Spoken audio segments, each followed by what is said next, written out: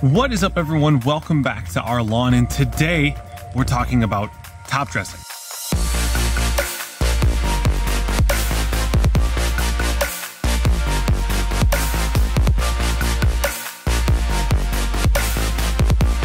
No, wait.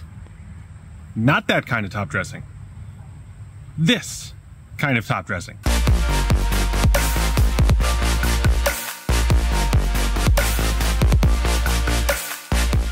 And now if you haven't done that first type yet, where you're gonna go out and use sand to smooth out the surface of your yard, you need to do that first, and there is a lot of content out there, including some on my channel, on how you go about doing that. In this video, I'm talking more about top dressing as a cultural practice. And now what does that mean? Well, sand top dressing is not just for leveling. It is a part of sport, golf, and high-end turf management, in that it accomplishes a fair number of goals for us in turf health. For example, golf courses on their greens will put as much as a ½ inch of sand on top of the green over the course of a season, just little by little. So what are they able to accomplish, and why are we doing it? Well, for one, we're improving the playability and the firmness of the surface in specific applications such as golf course greens. Top dressing can improve speed of the green, how smooth the ball will roll when it's rolling, those types of things. Now, if you don't have a putting green, that's not helpful for you. But top dressing from more a maintenance perspective does more than just make a putting green roll well. These types of practices can also be shown to assist with thatch reduction. So if you do have a thatch problem, instead of going out there and spending all this time and effort with, a Sunjoe or renting a dethatcher, bagging all that material up, taking all that time, you can essentially go out and just bury the thatch layer, and that will assist in the breakdown of all of that material. Also, in the process of reducing that organic material at the surface of the soil, we can also assist in reducing the overall disease pressure that we have. And then finally, that sand layer on the surface is going to be able to help water and nutrient penetration for your yard. A couple things to note quickly before we move on. Once we do sand as our top dressing medium, we are on sand forever. What we really don't want to do is create sand dirt layers. If we have a fine material, soil, clay, over a coarse material, such as our sand, that can create a bit of what is called a perched water table, where basically water has to completely fill that top section before it releases then into the layer below. So we want to avoid making ourselves a nice little sand dirt lasagna. That will not be good. So once we start with sand, we're sticking with sand